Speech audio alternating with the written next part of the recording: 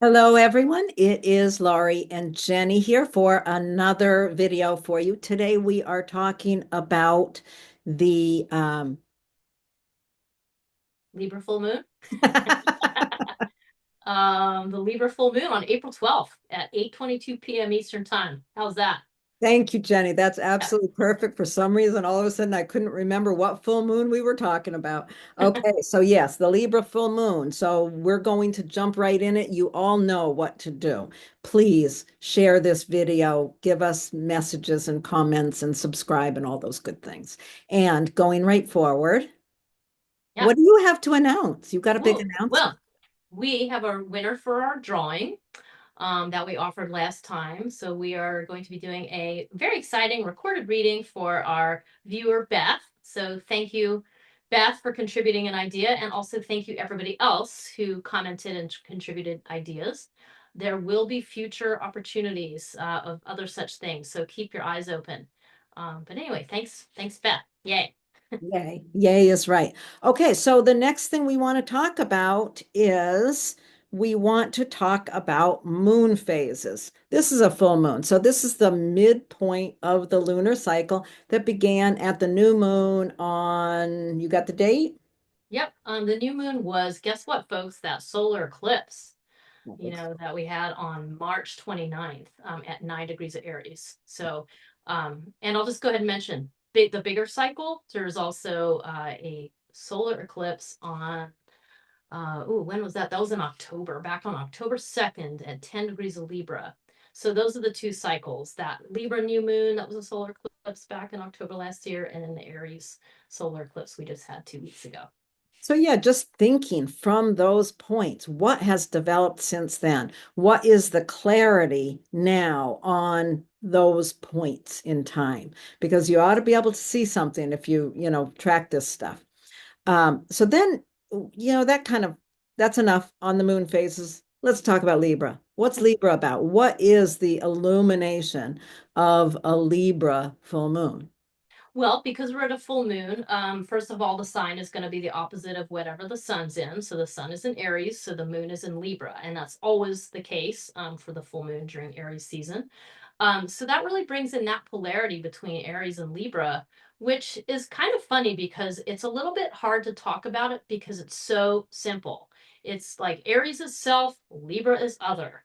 And so anytime we're looking at this polarity between Aries and Libra, that's what we're talking about. We're talking about that very simple fact of being inside your own skin, and then having a conversation like I feel like I'm having right now with Lori as I look into the screen, and we're having this one-on-one back and forth conversation. And that's essentially what we're talking about with Aries and Libra. I mean, there are other things to bring in, but that's the basic. Just to carry on a little further, they're both cardinal signs. So Libra is the cardinal air sign. And air is going to introduce to us this idea of the intellect, the idea of social conversation. Air really brings in that movement of ideas back and forth. And in Libra, it's specifically those ideas you exchange in those one-on-one settings. So, yeah. Yeah, I think, that polarity is so much about, yeah, Aries is about the development of courage, and Libra is about the understanding of how to please. So, you just think about the developing individual courage of Aries. Aries is a very individual, it's my way or the highway. It's, I'm going to take action without a lot of thought. I'm going to just take action on the Aries side. On the Libra side, it's like, oh, am I going to please others in how I take action? There's always the consideration in Libra of the other. In Aries, there's always the consideration of the self. Yeah. So yeah, I mean, these are very interesting. And yeah, like you said, there's a real simplicity in how you look at these two signs. Yeah. And the thing I also think is funny about for us making these full moon videos is like they are opposite signs, like and it's a polarity, but they're in the same, I mean, they're both cardinal, and fire and air complement each other. They're not elements that are inherently at odds with each other. So there's something about the polarities that is really brings in this idea that they really, really are the two sides of the same coin. And in this case, Aries is I, and then Libra is we, and Aries is like, well, I'm concerned with my realm of, of being. And Libra is like, wait, we need to include others, so it kind of has those, you think of them about those concepts as being two sides of the same coin. And I think that part of the goal here is just to work with both. And I think one way I like to think about, especially with my interest in science and so on, that I like to think about with Aries and Libra is that when you bring the two together, they really summarize collaboration. Because to really have true collaboration, you need the competition and the independence of Aries, and then you need the willingness to share and be cooperative of Libra. So when you add competition plus cooperation, you get collaboration. And that is a very scientific thing, if that you can learn about from that angle, but it's perfectly appropriate to what we're talking about today. And I love that about the two signs. That's awesome. I love how you brought that in. That's really interesting because yeah, clearly. Okay, are we ready to just open up the chart? Yeah, yeah, let's do it. Okay, let's open up the chart itself. Here is Ooh, what we're looking at. So this brings in the moment of the full moon. You can see the sun over here at 23 degrees Aries and the moon at 23 Libra opposite it. And look at that. That conjunction is so clear and obvious, isn't it, Jenny? yeah, between the sun and Chiron. And I mean, we both work with Chiron and we've mentioned it, but it's an asteroid, but it is just so tightly sewed in here that you absolutely needs to be part of our conversation today. And I'm always happy to talk about Chiron. It's just that I know there's many things we can talk about, and trying to keep it simple is always tricky. So Yeah, yeah. we couldn't ignore Chiron with it at the exact same degree as the sun. But there's a lot, we're kind of thinking of this period of time, this moment of time as being a moment of a relief or a release. And the reason for that comes with some of the other angles and aspects that are happening at this moment. What is it that we're looking at here, Jenny? Well, the fact that Mars, which a reminder, Mars rules the sign of Aries. Mars is in charge of Aries. That means planets in Aries are kind of looking over at Mars and being like, "Yo, Mars, like how do we do this? We're at your house. Can you tell us how we're supposed to live here?" So that brings Mars strongly into the mix, which is also squaring both Sun, Moon, and of course Chiron. And so that's challenging, but the moment of relief, or the invisible relief, is the trine from Mars down to those planets in Pisces, especially the North Node. That's exact 27 degrees Cancer to 27 Pisces.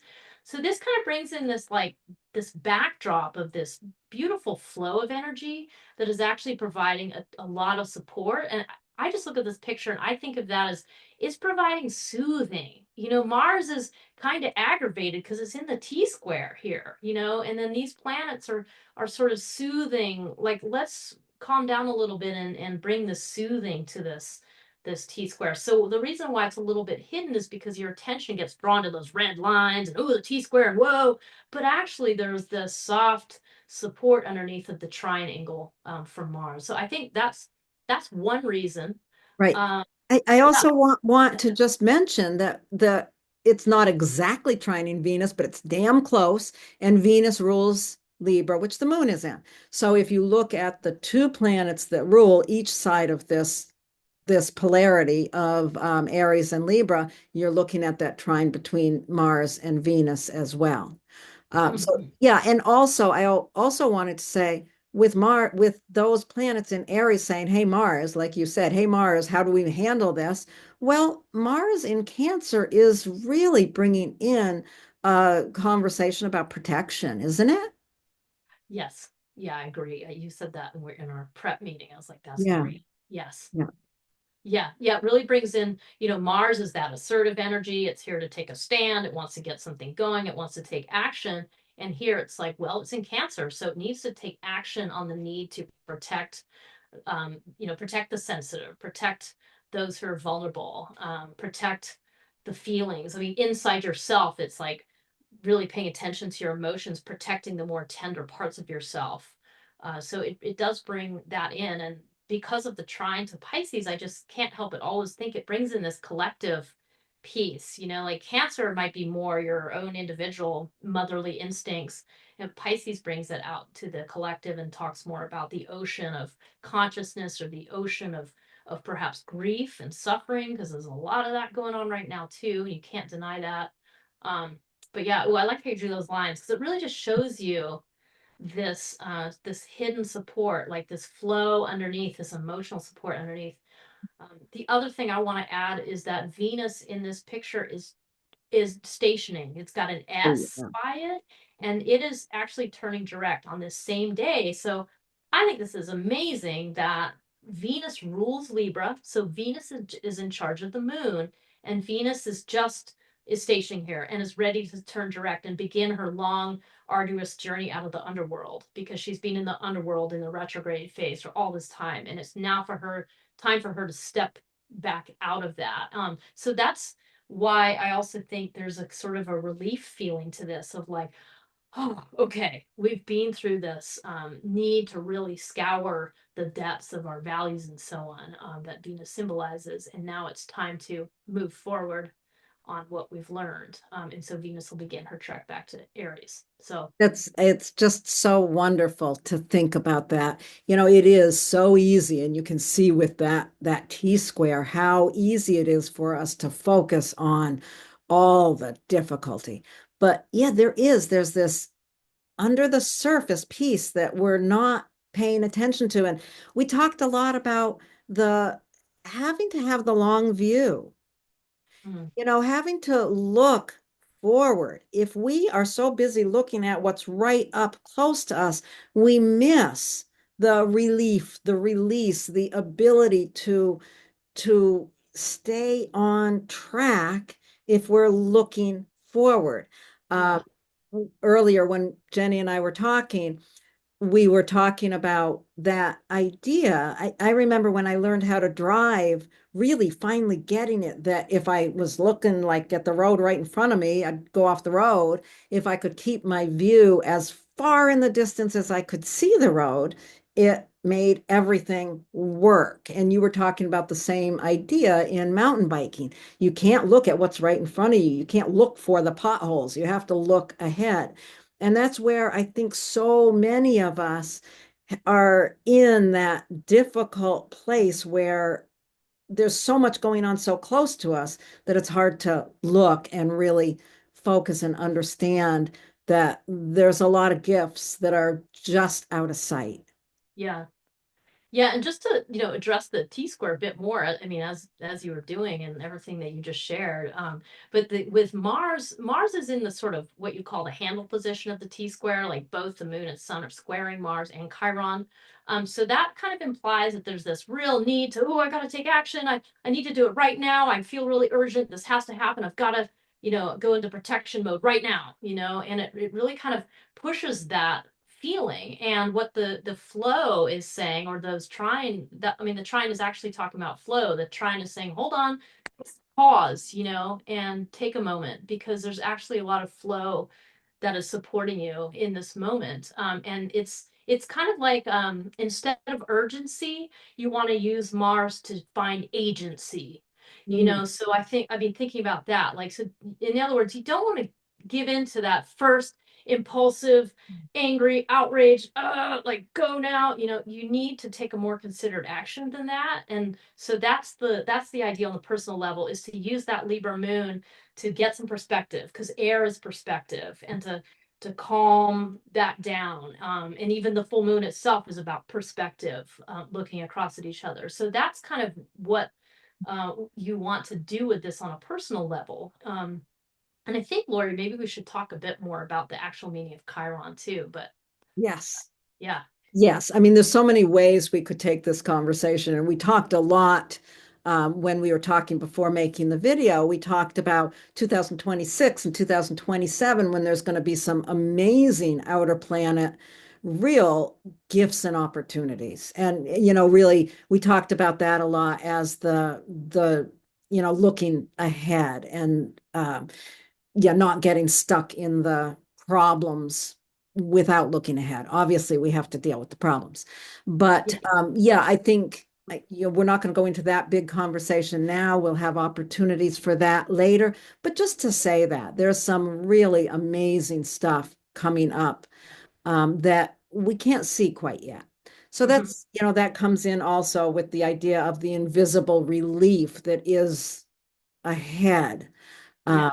if we pause right now, at time for taking action is going to develop more and more as the Venus and Mercury move and all, Saturn also moves all into Aries. So there's all of that. But then, yeah, let's talk about Chiron. Chiron is a Hmm. fascinating asteroid to talk about. You Hmm. want to dive in first? We Yeah. both have a lot to say about it, I'm Yeah. sure. Well, let's start with just, you're calling it an asteroid, which is absolutely correct. It has a really funny orbit. And what it does is it goes out beyond Saturn and it comes into the inside of Mars. So that is a symbol for knitting together transpersonal considerations because it moves out beyond the boundaries of Saturn and then it comes all the way inside the orbit of Mars. So it knits together the personal with the transpersonal. So that's part of the reason why it's the wounded healer, because it's that idea of spirituality helping you heal, helping you see the bigger picture while you heal your own personal issues and difficulties. So that's one thing.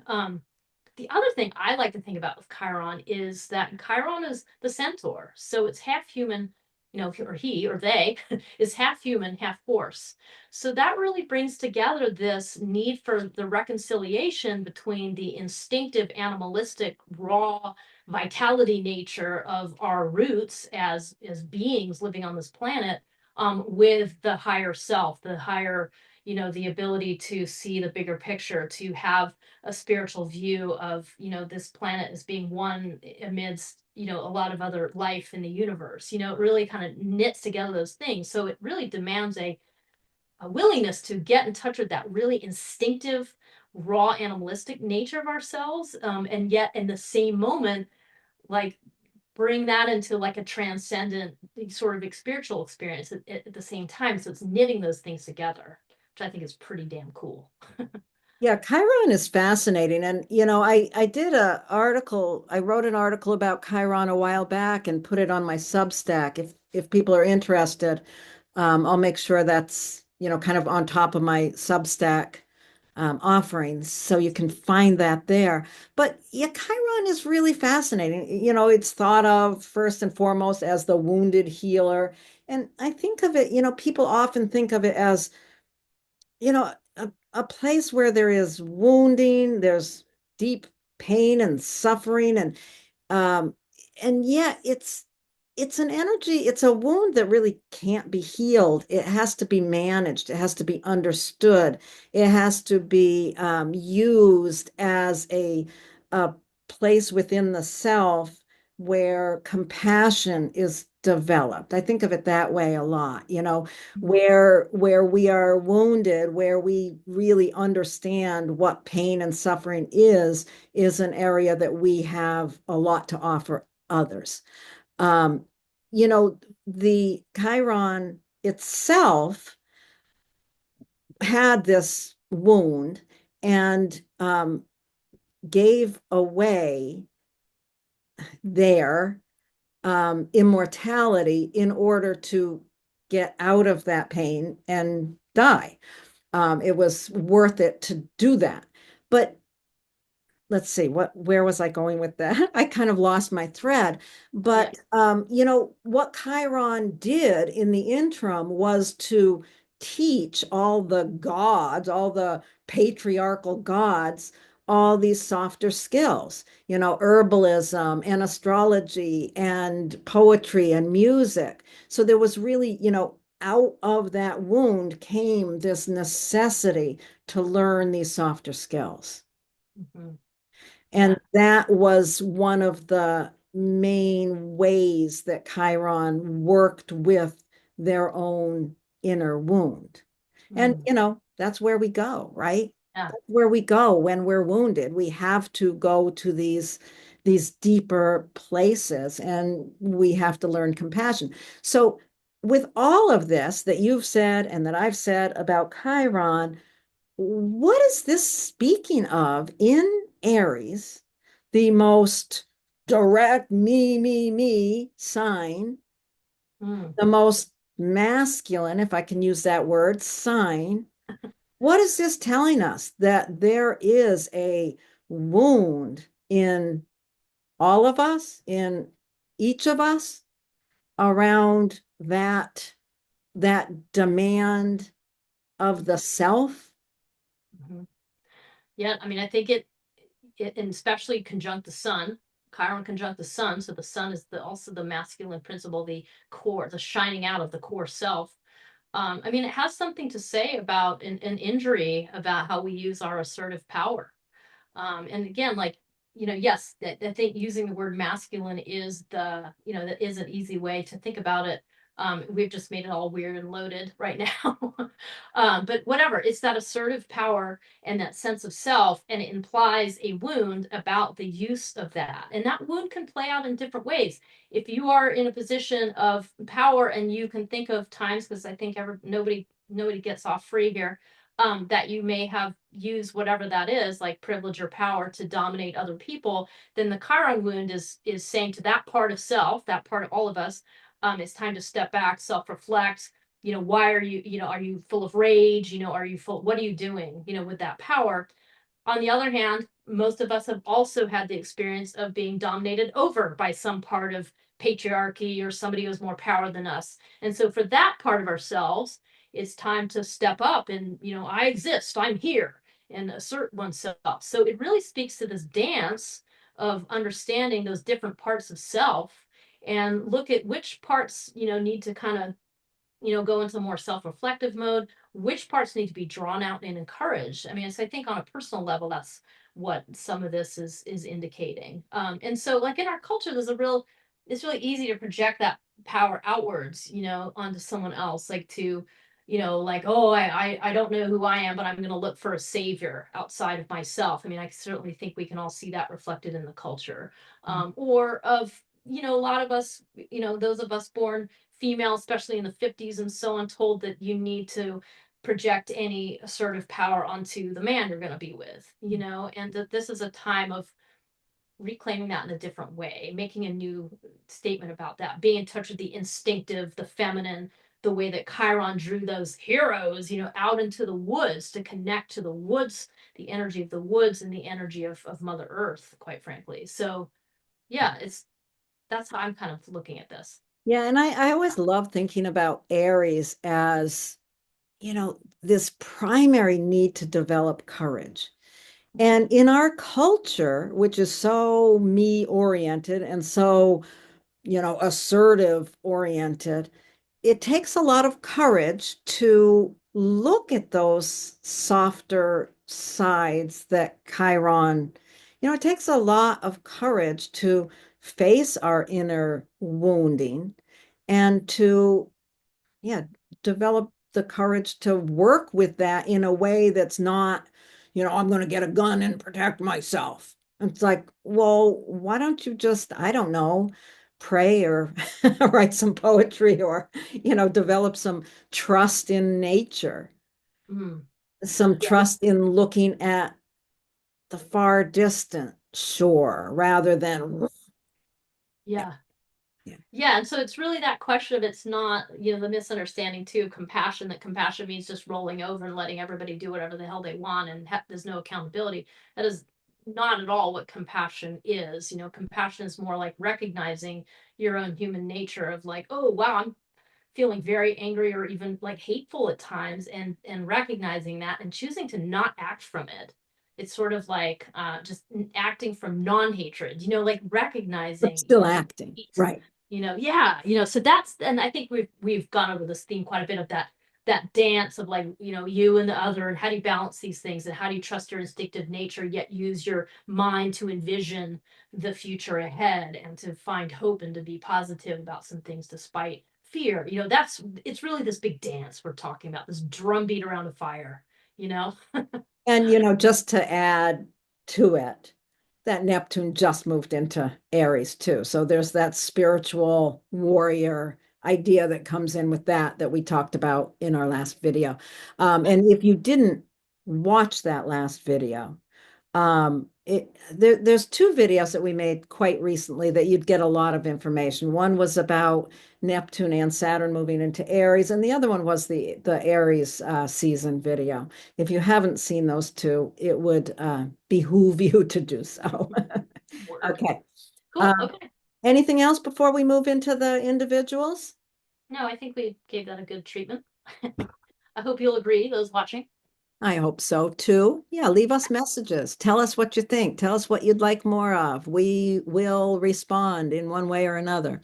And now we're going to go on to folks who have Aries rising. All right, so let's first talk about those of you with Aries rising.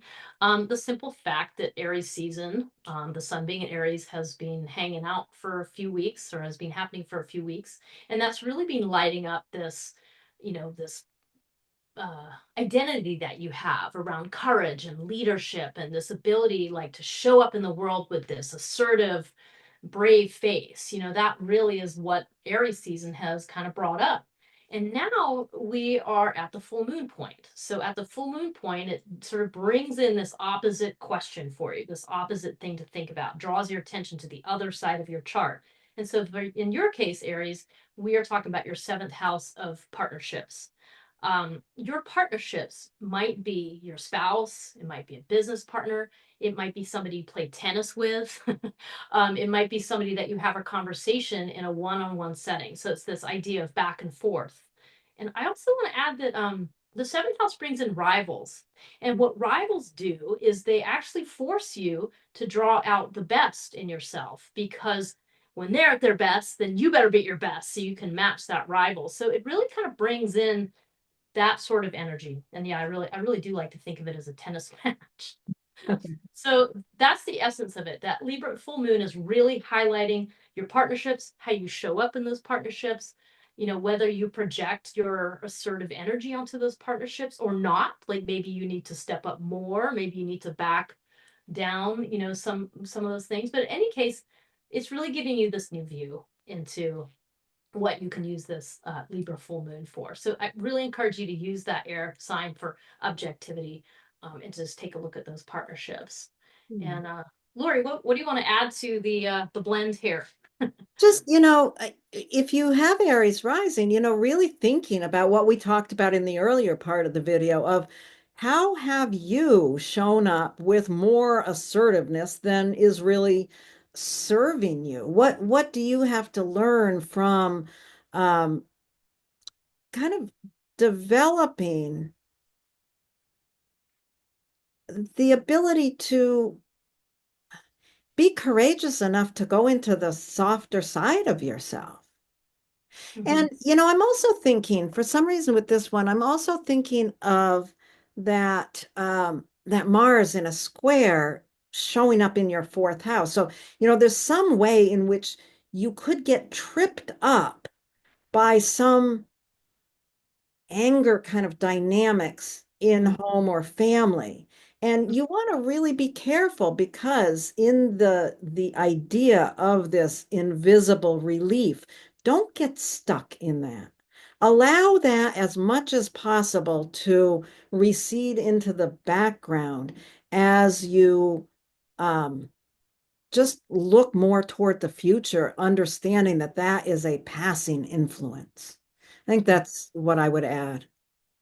Yeah, yeah, there's a sense of almost just like there's something you have to surrender to a little bit, to soften into, to kind of go, ooh, I don't have all the answers here. I don't know everything about, my own psychology, like I need to kind of it's okay, to step back. And then that just allows you to kind of really work with the Chiron in the positive way of really kind of drawing in that kind of healer, compassionate frame of mind as you walk around the world with the air as an Aries rising. Yeah.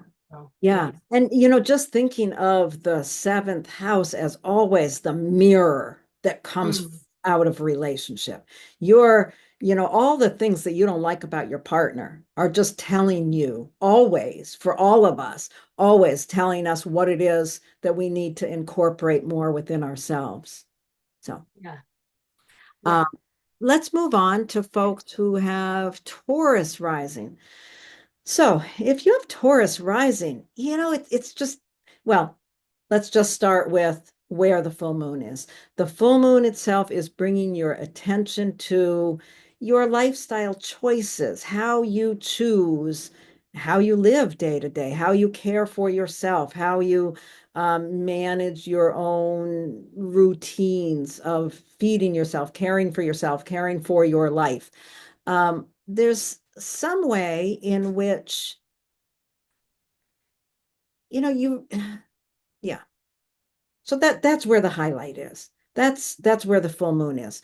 So we want to think about with Taurus rising, there's a lot of strength and determination that you kind of hide behind the scenes somewhere. And this is where, we're in Aries season. There's been a lot of focus here. And there will continue to be focus in this back behind the scenes area for you. There's some way in which developing the courage to look at what's in that hidden area, your own unconscious nature, or your own ability to open to other sources of information Hmm. that are strong and powerful. There's some way in which you really need to soften your own understanding of what you don't understand about yourself, if that makes any sense at all. But that's Does. how I see that. Yeah. And yeah, I'm going to turn over to you for a minute before I slide off a rail because I can feel The it. new rail slide on your skateboard, Lori. Okay. Well, no, I was thinking as you're talking too that, another clue might be like in your effort to kind of balance this like sort of hidden, maybe angry part, or maybe just part where there's a lot of energy that's kind of bubbling away under the surface. It'd be really easy for you to be harsh, to speak harshly to Yeah. somebody, to kind of erupt with, and to voice that kind of frustration, and you know what, if it happens, it happens. It happens to all of us. But you know what, if you do something like that, it's all about what you do with it. It's, if you cut someone's head off verbally, it's all about then what do you go do, how do you address it, how do you handle it with the person. That would be something that to think about. But that's the thing to watch out for. If you're feeling this urge to shout out, it's a great cue to be like, I'm going to just pause for just a second and just pause, before that happens. Because I think the minute you pause is the minute that the door is going to open to understanding and empathy that you didn't even know you had access to. And I think that that's really the trick you're trying to pull off here, near the Libra full moon, is to just really pay attention to that. And then that's also where the Libra moon is. It's like, well, guess what? It's not healthy for you to shout and rage at somebody. It's much healthier for you to pause and then speak what you need to speak with I mean, perhaps assertively, but it doesn't need to be sort of violently. If that so that's kind of the dance that Lori and I've been alluding to and talking about. Yeah, I'm Yeah, passing to you. being able to quiet that part of you that wants to, send evil text to somebody or something.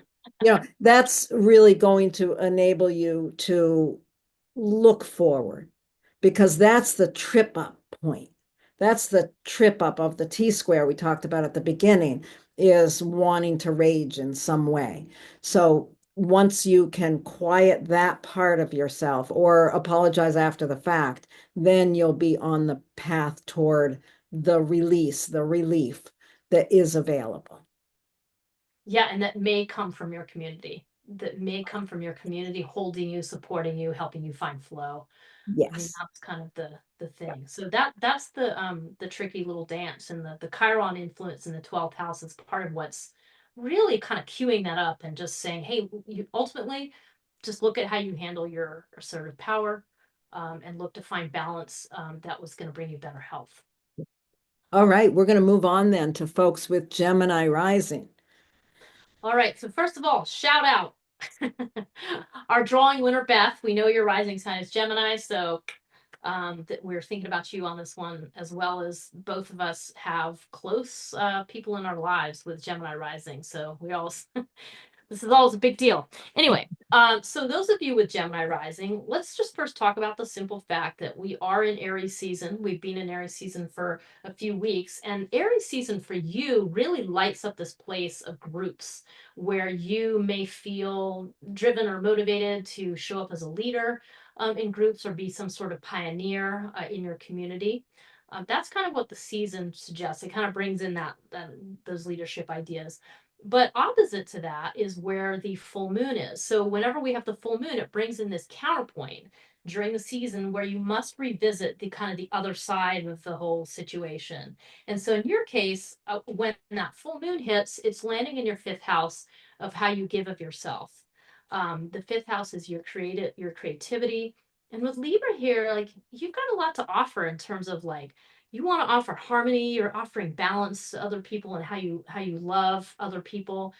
There's something important for you here about aesthetics. Like I think certainly my special person with Gemini rising sings beautifully. So I think about that singing, the giving of the self through the beautiful voice. That is definitely a Libra in the fifth house situation, at least in part. So that's what the where the Libra full moon is highlighting, that fifth house area of creativity, of how you give of yourself, maybe even how you take risks. So think about those topics in general, and then Laurie, do you want to hop in here and add some notes? Well, I'm just thinking in terms of what's tripping you up. We've talked about where each of us there's a area where we feel tripped up a little. We feel like there's some aggression building and we really want to be aware of trying to avoid that, not looking at that part in order to see the bigger picture. And the trip up for people with Gemini rising comes somehow in the area of their own self-worth or something to do with money. There may be like a fear around paying their bills or imposter syndrome around their own self-worth could come in. Especially, with that creative piece being highlighted, it's like that imposter syndrome, am I really good enough? Right. So, Yeah. there's really a way in which it's important for you to acknowledge that kind of cranky or unsatisfied piece is trying to trip you up, and yet allowing yourself to see the bigger picture. And the bigger picture is somehow involved in your career or your public exposure. Mm. Yeah, Laura, as you're talking, what you made me think about too with that self-worth piece is it might be that you either want to get paid for your creative works, or somebody's trying to pay you and you don't want to accept it. There's some tension possibly around money and your creative output and the what you have to offer your community. So that could be something that could, potentially confuse you when the goal here is to pause and to step back and then to kind of open to the lovely flow of support that actually is there for you, that is actually going to sort of deliver you onto center stage, so to speak, with having all that Pisces empathetic piece up there in the 10th house. So there's something about that. And all of this together is trying to clear off your view, trying to get you out of that polarity of I got to act angrily or I got to completely be meek, and kind of find that nice middle ground of how you want to handle whatever this worth money piece is. And then ultimately just like opening up the view. It's like this invisible relief of, oh, okay, I can have a vision for the future. I don't have to get caught into this problem of do I get paid for my work or not in some way. Right. So it's something like that. And I'm just thinking about the Aries. Something's niggling in my brain about that that courage to find the softer ways Mm. with Chiron there, with the sun. Yeah. Like be bold leader, but do not trample on others. Stay nicely in touch with the sensitivity of other people, what they need from you if you are leading. And Such I'm an also thinking about, the Chiron teaching music and art and poetry, and you bringing up your person being a beautiful singer, and my person is an amazing artist. And both of them, having the courage to bring that forth into community. oh, I love it. Yeah. There's something very powerful in there. I love that. Okay, Mhm. let's move on. I think we're done with this, and we're going to move on to folks with Cancer rising. So, if you've got Cancer rising, the illumination of the full moon is happening in your fourth house, which is home and family. We are at this point in the midst of Aries season, which has been highlighting your 10th house of career, social reputation, how the world sees you. So that's the polarity between those two areas. There's, with Aries in the 10th house, people with Cancer rising, they show up in the world with all this sensitivity, wanting to make things happen in the world from that sensitive place of their own personality. And in the area of career, these people are leaders, they are go-getters when it comes to how they show up in the outer world. So, there's some way with Chiron conjunct the sun there, there's really a need to look at having the courage to be that brave leader, but to do it in a different way than our culture tells us we're supposed to use Aries energy. I guess that's it. And, you know, kind of leaning on the leaning on what comes through the home and family to support that. Mhm. That polarity, that um, it's like what's illuminated is the home and family, and that illumination is supporting the development of the softer skills of courage in the 10th house. Mhm. Mhm. It's like having the view, like the Libra full moon in the fourth house. It's the view of one's roots to sort of trust that those roots are where they need to be, and they're going to hold you. The vision of where you can go in the future, with it being Libra and an air sign. Something Right, about that. I'm not sure if I right, said that. right. And Um, then what's the trip up with this one? Where does well, this person get tripped up? this is simply basically an identity crisis. I mean, when you're talking about Aries and Libra, we're already bringing identity into the question, the identity, the self, and then the social identity. But here, when you're thinking about where Mars and Cancer sits in this chart, it's in the first house. So there's some, misconception about what the self is supposed to do, that is providing an urgency that is ultimately unhelpful, because really what you want to do here is use that Aries energy to have agency in your 10th house, but also with Mars in your first house to have agency over how you choose to act, how you choose to activate, what plan you want to make, how you think about what your actions are going to do in terms of the collective. So it really kind of brings in that. And if you think about Chiron up there in the 10th house, this whole like need to stay in touch with the instincts, the raw instincts, yet bring in the softer side of how you're going to lead. So it's like staying in touch with that, and staying in touch with that. I don't know. It's almost like non-human energy, like the energy of beings. But anyway, I'm going off the track a little bit. But that's yeah. So I think something about all that.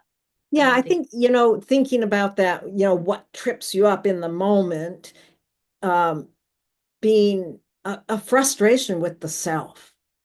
There's some way that you could get really caught up in a frustration, and yet your job is to relax calm that side down however you can, but really calming it down by understanding that you're under that you're by understanding that your understanding of the bigger world is supporting you. You Yeah. know, there's Well, all those planets in Pisces in the ninth house. Your uh-huh. world view is supporting your that frustration to just let it go and lean on your bigger understanding of where you're at, Yeah. looking at the distance in order to find your way there. And I think having Mars in the first house, it could be very reactive. And you don't want to be reactive, you want to be receptive. Right. So what work do you need to do to undo reactiveness and defensiveness? Can be very defensive with Cancer in the first house. Undo that so that you can actually be receptive. That's really the question. All right. We're going to move on to folks who have Leo rising. Ooh la la. All right. Okay. For those of you with Leo rising, this is interesting. The actual full moon, the Libra full moon, is illuminating your third house of how you communicate, how you learn, yeah, the way you work with your voice. And with Libra here, you may really value being inclusive in how you use your voice, like using your voice to draw other people into the conversation. So that's where the Libra full moon is. But to really understand further, let's visit where Aries is happening for you. And that's in the opposite place of your chart in the ninth house. We've been in Aries season for a few weeks now, and it's really been lighting up your ninth house of your travels, your higher education, like the worldview that is the accumulation of all of your life experiences. Is what the ninth house brings up. And having Aries here is very dynamic. It's very like active and like I want to, maybe it's like I want to travel the world or I want to do these different things. I'm going to go and get my education. There's a very assertive kind of stance to that. And with Chiron in the mix, it'd be very easy to overdo that in either direction, like sort of overcompensate and feel like, wow, I'm not very smart. I better like really throw up some bluster here so that nobody knows that I don't think I'm very smart, Or on the other hand, just be very impulsive here and just take on the world, take on too much. So that's kind of what the Chiron brings in that question around how do you stay in touch with the intuitive self and the more for lack of a better word, the feminine nature, the connection to the woods and the healing powers of music and the arts and the herbs and all these things. So that's kind of where Aries, the fact of it being Aries season is really kind of introducing that other level to it, and at the full moon as well. So yeah, Lori, what do you have to add to this picture? Well, I'm just thinking about, we've been talking about what trips us up, Yeah. the position of Mars. And for people with Leo rising, there's something that might really trigger you that you might not even know where it comes from. Because that Mars is there in the 12th house. There's some trigger that can happen. Um, and it's really your job to work with the softer side of what Chiron is bringing in, right?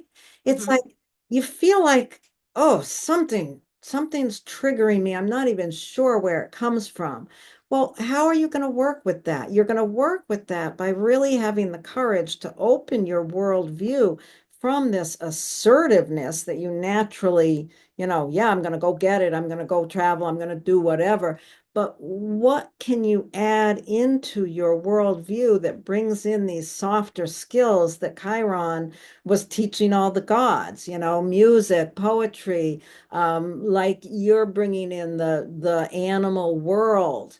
There are these other ways to open your experience to bring in more value that Mm-hmm. will support you in this moment of being triggered. And you can pretty well see that that trigger somehow connects to and is soothed by your understanding of how to work with other people's deepest issues.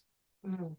There's Yeah. some way people with Leo rising have some mystical understanding of how to hold space for other people's deep problems.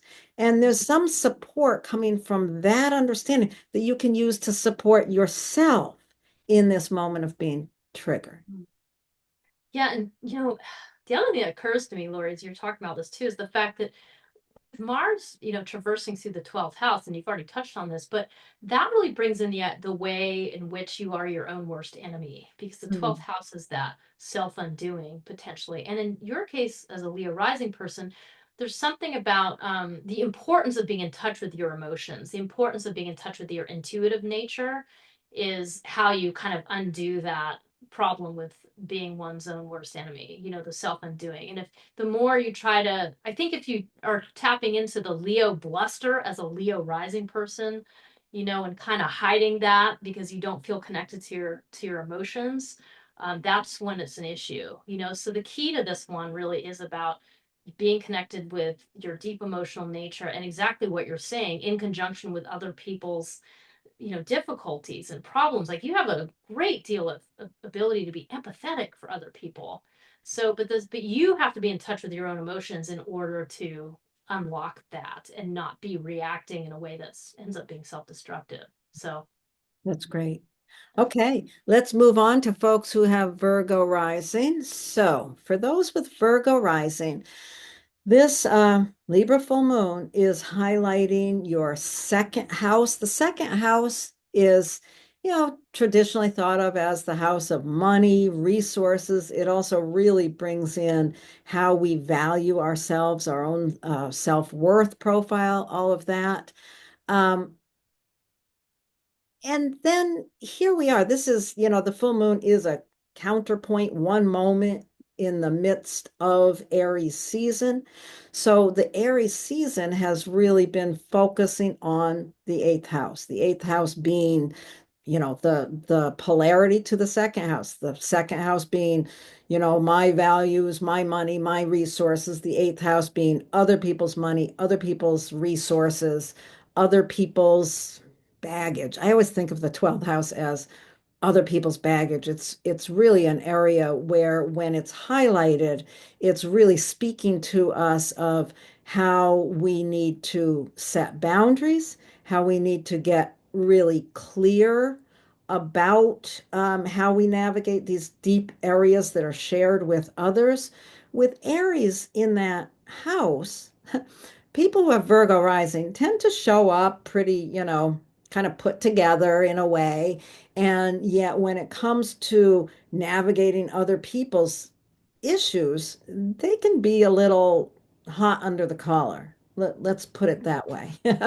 So, there's a way in which Chiron conjuncting with the sun here is really working to show you a different way of setting boundaries, a different way that's not aggressive and, this is my boundary kind of attitude, but to really find these softer forms of, you know, mm, learning to trust those softer forms, learning to trust all the pieces that Chiron brought to their suffering, the animalistic nature, the music, the poetry, all of the softer skills, and that takes courage to go there and to trust that.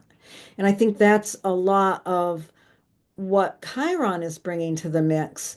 And then with the moon there in the second house is as you are able to develop that ability, it really allows you to come into a space of fuller valuing of yourself.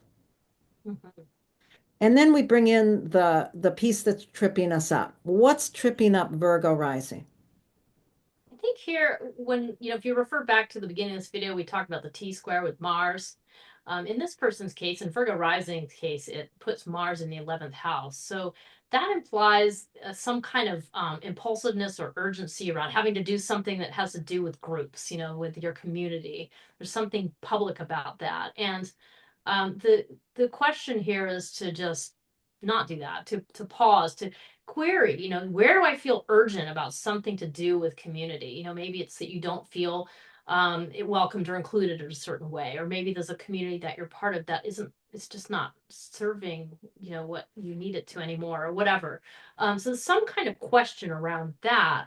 And really it's just this urge to do something, and we're inviting you, if you experience that, to step back from that, to pause, to step back, and to ask yourself, where do you want to have agency in the groups that you're working with in your most public community spaces? I mean, Mm. that's, so there's something about that. I'm not sure exactly, but it has to do with the way that you're willing to be open to social resources. Mm. The way you're willing to allow people to support you. There's something in that. And I just think overall, when Laurie, when you're talking about the two houses, the second and the eighth house of their, and they're both concerned with values, there's a clearing out that's had to happen during earlier parts of Aries season. There's a clearing out where you've had to kind of, I don't know, sort of clear out the channel of how you handle other people's stuff, and not let your boundaries be based on fear and like, oh, I got to close down, and let your boundaries be based on intuition and trusting yourself. So the full moon now is sort of giving you a chance to look at, okay, how clear is that channel now? Can I relax into that sense of like relief that that work has been done, and now I have to look and see, how, well, now I can look further into the future, and I can see a vision of a balanced road ahead, not a reactive, frustrated, darker place, but a place where I can really be of value and be seen that way. And that path ahead is going to bring in the trine to the seventh, from the 11th to the seventh. Hmm. So there's something in that path ahead that brings partnership and community together. Yeah. I like that. I like that. I think Hmm. that's interesting. Okay, we're just about ready to shift recording. All right, Libra rising. All right. Okay. Hey, those of you with Libra rising, guess what? You get a special full moon just for you. So those of you Libra rising, that full moon, yes, is right in your first house. So it's really a lovely opportunity to get a view of yourself, to reflect on where you are in your life right now, where you feel a sense of balance. I almost had this image of like the seesaw and the fulcrum in the middle. And this Libra full moon gives you that chance. What's that sweet spot, that fulcrum in the middle that's holding you in a balanced spot? That's what the Libra full moon just by itself indicates. So think on that. Think about where you are, how you look at yourself, how you feel yourself as a balanced person who values harmony, who values aesthetics, and values inclusion. That's what a Libra person suggests, a Libra rising person suggests. And then meanwhile, it has been Aries season for quite some time, a few weeks here. And that has really put the main focus on your relationships, your partnerships, how you show up with assertiveness, with the ability to stand your ground and hold your sense of self in your partnerships. Now, that might not be how you feel. And that's okay, because this is bringing in a question about how you handle your partnerships and how you handle that balance of your own autonomy and how you work with that, and yet allow yourself to be in relationship and share space with other people. I mean, this one really just brings in that whole I we conversation we talked a lot about in the beginning of like, well, where are you and how are you mirrored in your relationships? And then how do you handle those relationships? Are you showing up in a way that reflects your ability to be balanced? Or are you feeling pissed off? Are you feeling frustrated and upset by things that are happening to do with your relationships? And it really just brings in that whole idea of looking in the mirror, of seeing yourself in the other person, and what are they reflecting back to you. And if you're looking around you and you're like, wow, these people are so angry, well, they're reflecting back to you where your anger is in some way. So there's always that dance between self and other with this anyway. And then as a Libra rising person, it really accentuates that. And then the Chiron introduces this deeper question about it, this deeper question around how do you connect with your instinctive nature, how you connect with your deep sense of knowing, your intuition, and stay anchored and rooted in that, and not having to, overblow how you're behaving here. You don't have to compensate by, throwing up a big blustery scream. That might be one way it occurs, or by being meek and kind of letting the other person take charge and take control of the situation. That's the kind of dance that you've got to examine in yourself and ask yourself how you're handling all that. I always think of Libra rising. Yeah, it's such an interesting thing when it comes to relationship, that mirror of relationship. People with Libra rising tend to choose partners who are very assertive and very direct. And yet, as the mirror always tells us of the first and the seventh house, whatever you're seeing over there, whatever you're choosing over there, is something that you really need to incorporate within yourself. So, yeah, this is a very important time to be looking at that mirroring effect. And as far as the moment in time that this full moon represents, and we've been talking about really needing to take the long view and not get stuck in a particular issue that's happening right at this moment, because for you, the challenge in the moment is somehow going to be public, or somehow coming from some frustration with your social reputation, or your job, or your partner's social reputation or job. There's some conflict that comes in that could easily, kind of kick you out of balance. And, you really want to kind of just allow yourself to see that and notice it and understand that that is just um, a boulder in the road right now. So moving beyond that and looking to the supportive nature that's really coming to you from the the way your daily routines and how they are supporting you is really what you want to look to for comfort, for relief, for release. Just allowing yourself to see that boulder in the road and yet move around it, Yeah. because it's really about developing the courage to see your partner and to see the difficulties in your partnership through a different lens, rather than looking at it as something you have to battle against, looking at it as something that you can find ways to understand it's a mirror of you and take on board the really positive gifts that Chiron brings. Yeah. Yeah, and I think the final flourish on all this is it's like that sense of relief is sort of like letting yourself relax until, like, you don't have to be perfect. You don't have to be perfectly balanced. You don't have to be this wonderful Libran person all the time. Like, you can just set that aside and just relax into it. That's what I really see. This is a big old exhale. Yeah. Just like, Yeah. set that down. Yeah, Libra rising people can be pretty hard on themselves Hmm. in terms of, yeah, thinking that they have to please everybody. Yeah. And you can't. Nobody Yeah. can. Okay, let's move on then to folks who have Scorpio rising. So, for those of you with Scorpio rising, the full moon itself is highlighting your 12th house. So, this is highlighting an area within yourself that's kind of hidden. You have to do a lot of work to dig in and understand that 12th house. It's the old time astrologers called it the hidden house, among other things. So, this area of your life really does hold your unconscious patterns, possibly your understanding of spiritual energies. So that's what's being highlighted by the full moon. This full moon is just, a point in time during the Aries season. And the Aries season has been really highlighting your sixth house, really pushing you in the the search and development of your day-to-day routines, what's going to create the best lifestyle as far as, yeah, how you take care of yourself.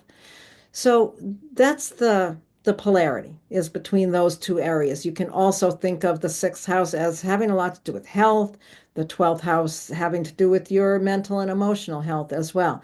So there's a balance there that is being looked at here. Mhm.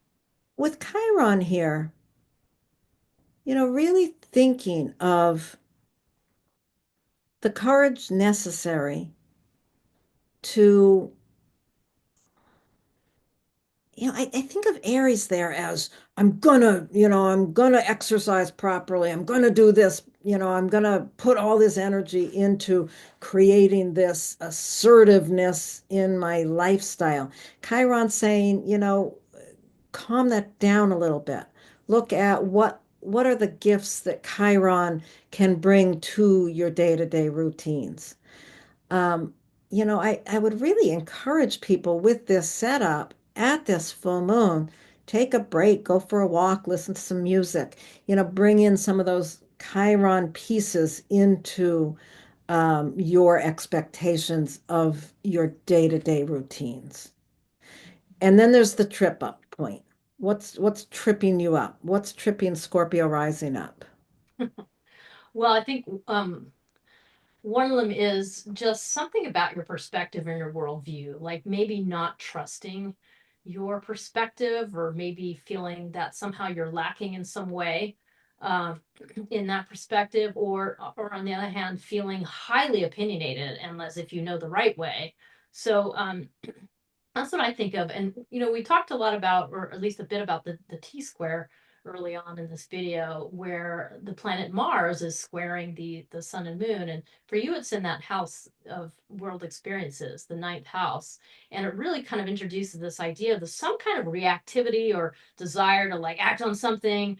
And we are really just encouraging you to just like soften that, take a step back, and lean out of the hard edge of whatever it is you think you have to do right now that has to do with either expressing your opinion or getting some kind of education that you think you missed or whatever. And lean into the more instinctive nature, like lean more into your intuition and lean more into the kind of like take a there's a relief that's being provided here for you. And that relief may have something to do with just enjoy some creative flow. Like just if there's something you love doing, like maybe you love to play the cello, or maybe you love to do graphic art, like just do those things, like let yourself drop into that flow and have that kind of experience, because those are the things that are going to support you in that, the things that Laurie was mentioned earlier about mental health and physical health. And that the idea here is to just kind of tap more into the instinct of your routine. I mean, rather than like, oh, I got to go and exercise and run 10 miles. How about you just go in the woods and sit by the river and be in touch with, the feeling of that, the flow of the water, where the plants are at, depending where you live, like what's happening in the woods. That would be a much healthier and more supportive thing to do with that hot energy. So I think all of those things together are just, that Libra moon is just giving you permission to look at all those patterns and to just choose a perspective and choose a course of action that is really supporting your mental and emotional health and Yeah. spiritual health. Yeah.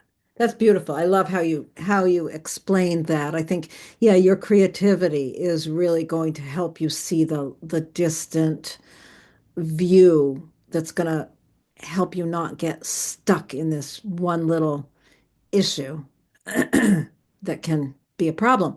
Okay, we're going to move on then to folks with Sagittarius rising. Okay, so those of you with Sagittarius rising, Sagittarius is a very exploratory sign. So that's kind of what you walk around the world with on your sleeve, is that exploratory, adventurous nature, which also means that the Libra full moon is casting a light, it's silvery light on your community house. Like, so the 11th house is your community, it's your alliances, it's the people that you get together with that support you, that support whatever it is that you're here to do. So that's where the Libra full moon is really shining a light. It's just, yeah, bringing forward that idea of community. Who holds you? And meanwhile, we are in Aries season. We've been in Aries season for a few weeks. So the sun is directly across from the moon, of course, in Aries. And that's really been lighting up your creative processes, or also your like unconditional love, or things like recreation, places where you take risks, like think about like sometimes like sports being here, like mountain biking or some kind of creative activity that's happening in your fifth house. So that's what Aries season itself is lighting up. And at this time, at the Libra full moon, you're really being asked to look at how you express yourself and kind of question that balance between like how much are you just like burning off heat and you just want to get rid of that heat, into that creative process. That would be one end of the spectrum. And then the other end of the spectrum would be perhaps being, really just kind of passive here, giving away your power here, like not stepping up to this vital self-expression that the fifth house presents. So those are kind of the two ends of the spectrum. And having Chiron here is really what is asking you to examine that balance and think about your more instinctive nature. I mean, Chiron is the centaur, the half horse, half human. So it's asking you to knit together that instinctive nature that you have that is guiding you into these creative processes, but also the higher mind, the thoughtfulness, the consciousness of how do you want to express yourself in a way that is beneficial to others, in a way that really gets into you into more of a flow state in how you express that. And the Libra full moon just kind of lets you see all that, lets you see the path that you've been on, and allows you to evaluate from your community, like how you think you show up in the community. How are you being supported by community right now? But there's a couple other little snags to this plan.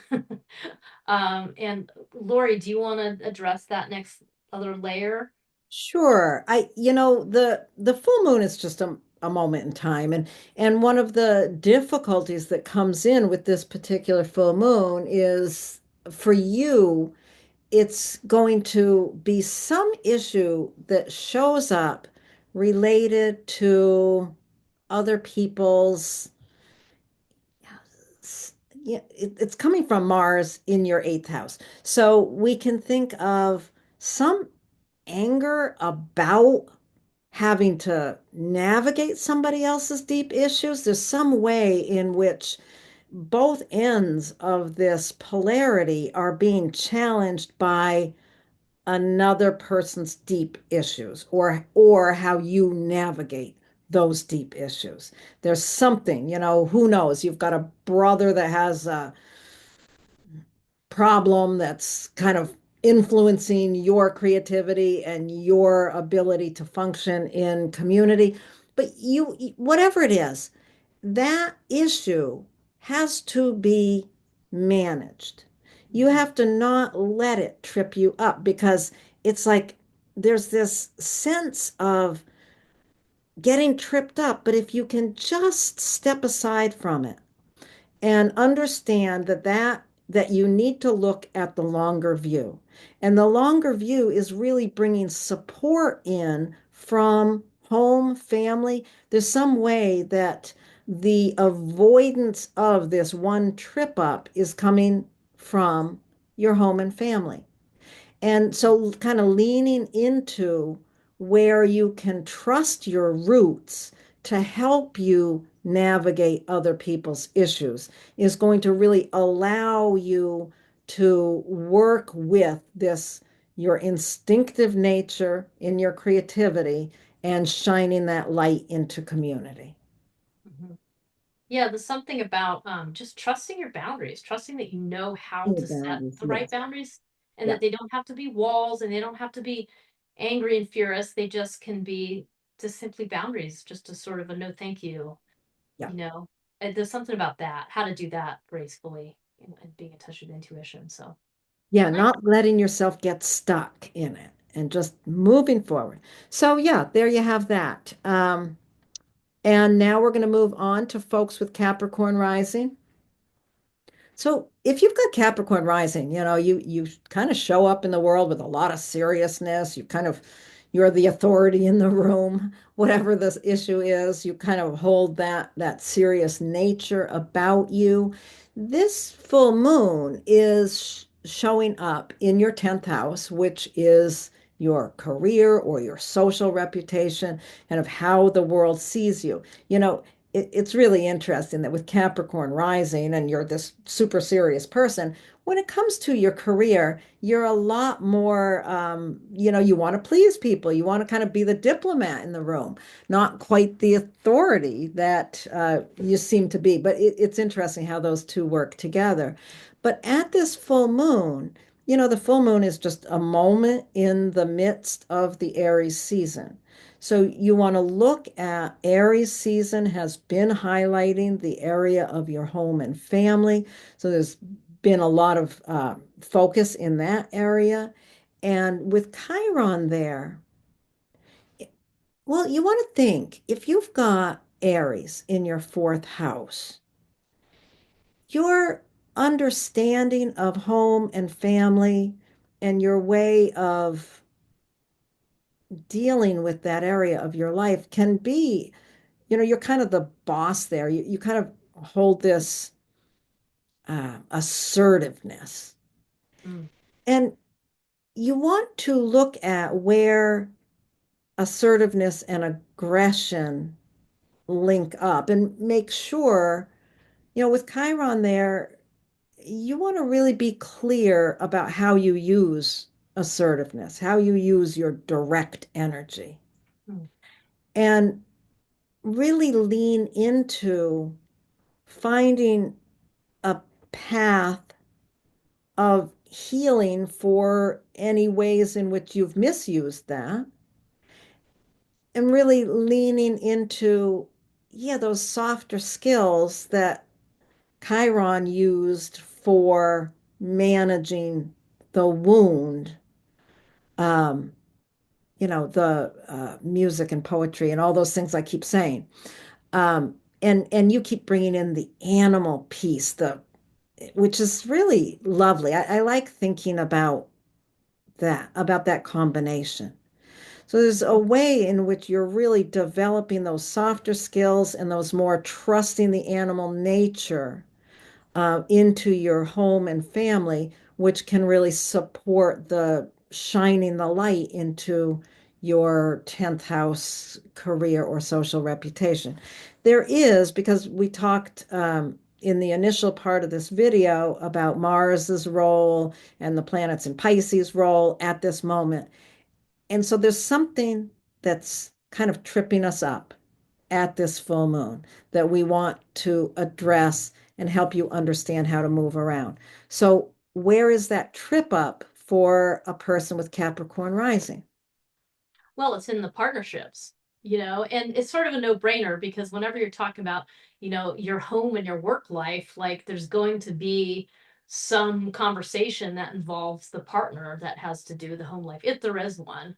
Of course, that can come out about in different ways, but just in simple terms, it's easy to understand how, the issues of home and work and trying to figure that out and the aggravation you might be feeling in your home life, of course, that's going to impact your partnerships. And you may, and vice versa, there might be pressure being put on this to like, wait, you're not, you're at work too much and I'm frustrated. I mean, there's something about that hot energy, that pairing of hot energy back and forth, that is where anyone with Capricorn rising you want to think about, because you've got Mars in the seventh house and in the type T square, it's very reactive. It has the potential to just really, chop off heads and I've had enough, and really be abrasive and or even offensive, or aggressive.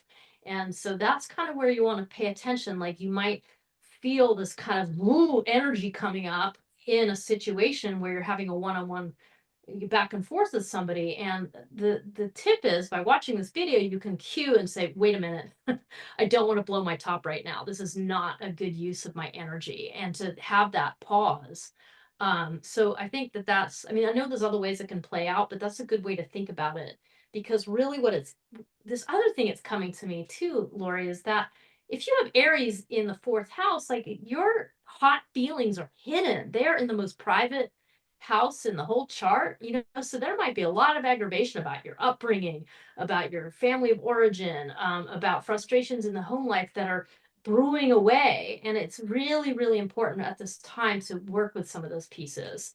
And I think that that's part of what this picture might be. And so if you are in a situation where your partner's being really annoying, you let it reveal the deeper issues, because there's a lot of healing available for you if you can just slow down and say, okay, there's something deeper going on here, and being reactive isn't going to be helpful. So there's something about all of that as a storyline here that I'm seeing. And that really, if you can do that pause, then you can open to a better sense of flow. Suddenly you can communicate from a more compassionate standpoint.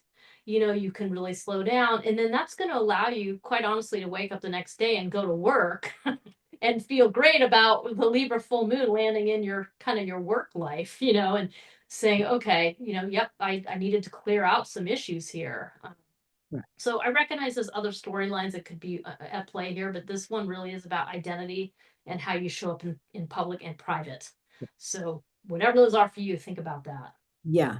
Yeah, I really like that you brought up that fourth house as, not just the family you go home to, but your whole ancestral line. There's something in there. And how you talked about the fourth house as such a private house. It's really interesting. And yeah, it can play out in other ways. It could be a business partner as well. That trip up could be Yeah. not just a partner from home. It could be, either end of that. But that's all very interesting. Okay, we're going to move on then to folks who have Aquarius rising.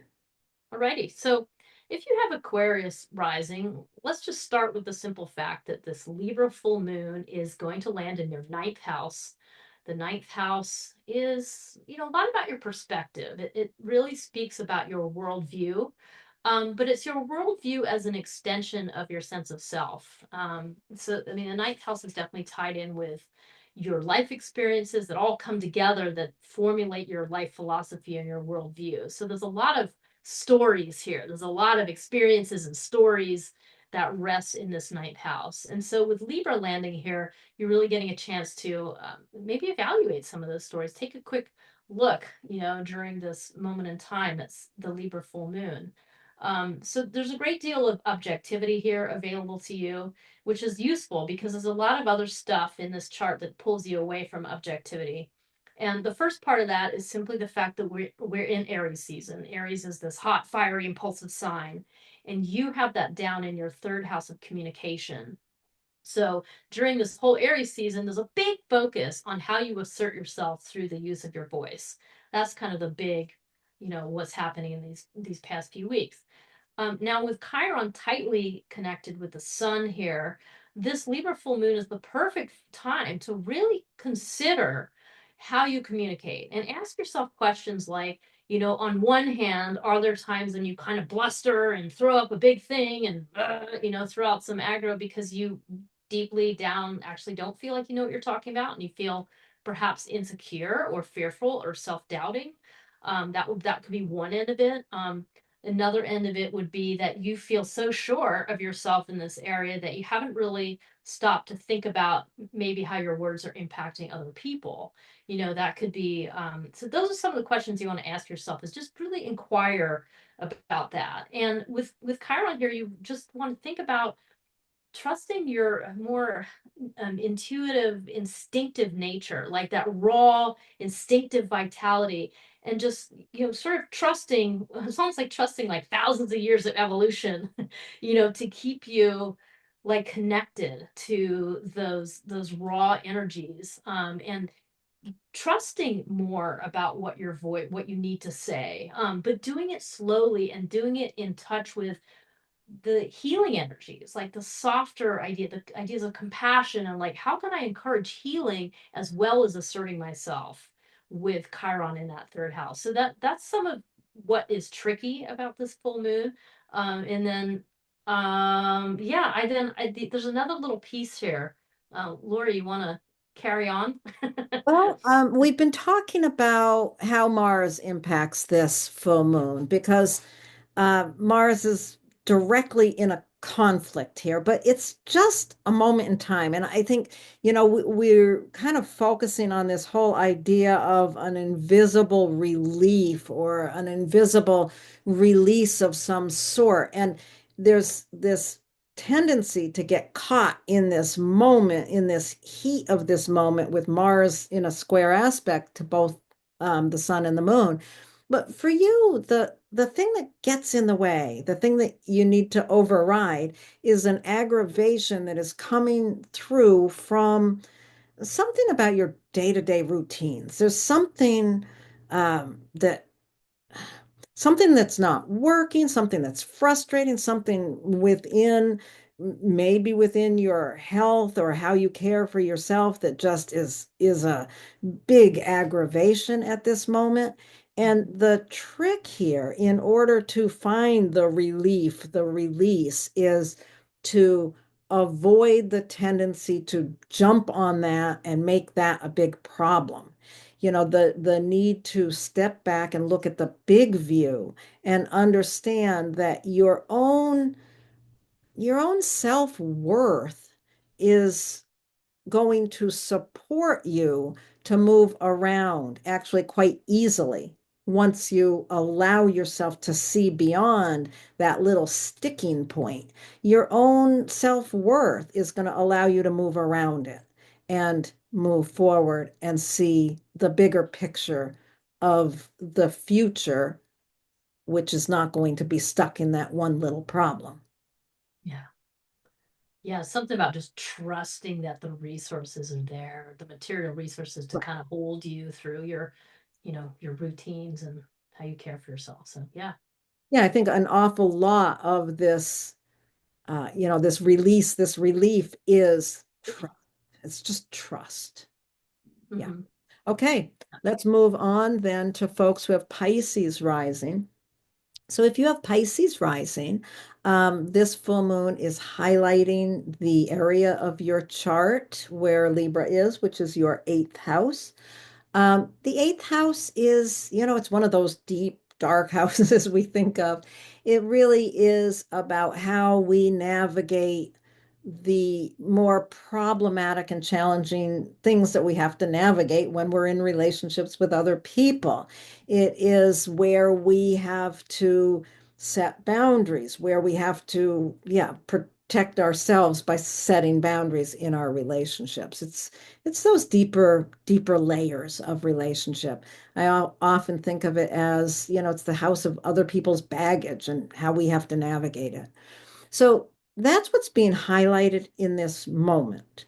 You know, through Aries season, this full moon is just a moment in time of this Aries season, which has really focused our attention in the second house. Um, which is our own personal values, our own um, resources, money, resources, self-worth, how we value ourselves. People with Pisces rising, there's such a sensitivity to Pisces rising in terms of the personality, and yet you get to this place of self-worth, and there's such a determination and heat here, and such a um, yeah, determination and strength, even assertiveness and even aggression here. Um, you want to really look at, this is a time to really look at how you need to soften your own self-worth. You don't have to, Aries is such a funny sign because it has all this bravado that covers up insecurity. So, looking at your own understanding of your value, can you let go of bravado and look in a more instinctive way at a simple assertiveness that isn't covered up with bravado? So Mm. there's something in looking at how you set boundaries with others and that how those two sides reflect, how you set up your own value for yourself and how you set up how you navigate other people's. That polarity is where you really want to investigate your own understanding of that. Now, we talked a lot about this little trigger point in the middle of all of this that we want to make sure we don't let ourselves get tripped up in, that we make sure we allow ourselves a wider view. You want to talk about that part, Jenny? Yeah, sure. Yeah, when we first broke down this chart earlier on in the video, we talked about Mars squaring the sun and moon and being in a tense position. And in your case, that lands in the fifth house, where you have Cancer. And I just can't help but think like it's almost like this. I keep just getting that view of this very, a scary, assertive mother bear because the fifth house is children. And I think about this reactive, like, like don't do and sometimes of course you have to do that as a mother, right? You got to stop your kid from running out in the street. And it's very effective, but there's something about this moment in time that's suggesting you're overdoing that kind of overly protective. The way you're giving love is like too much, like it's fierce, too fierce, it's going overboard.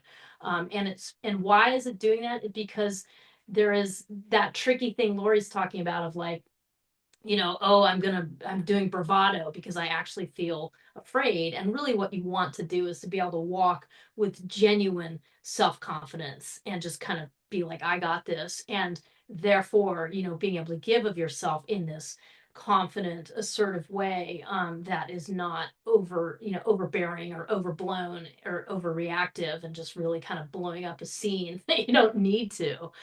So I think that that's kind of what's being brought in here. It might be too that you're being very fierce about some creative process you're involved in, and you're being a little bit of a prima donna about it, or like where you're really insistent that you do it that way. And actually, you could turn it down a little bit and just pause and find a deeper sense of flow, because the other thing here is there's a lot of flow available here, to you. And as a Pisces rising person, that flow is just coming from you, your sense of self, and the simple understanding and recognition of your own ability to walk around the world with empathy, and from an intuitive and flow oriented, stance, not from the need to assert and swipe and kind of smack down. So be assertive, be confident, but you just don't need to be aggressive and overly, yeah, overly aggressive, really. So, Right. It's really just about trusting yourself to, stepping aside from that conflict and allowing yourself to trust the path forward. mhm, yeah, I think we got it, Jenny. yeah. All right. I think we got it. I think we're done for Yes. today. We'll be back. Thank you, everybody. Yep. Thank you, everybody. Thank you, Lori. Thank you, Jen.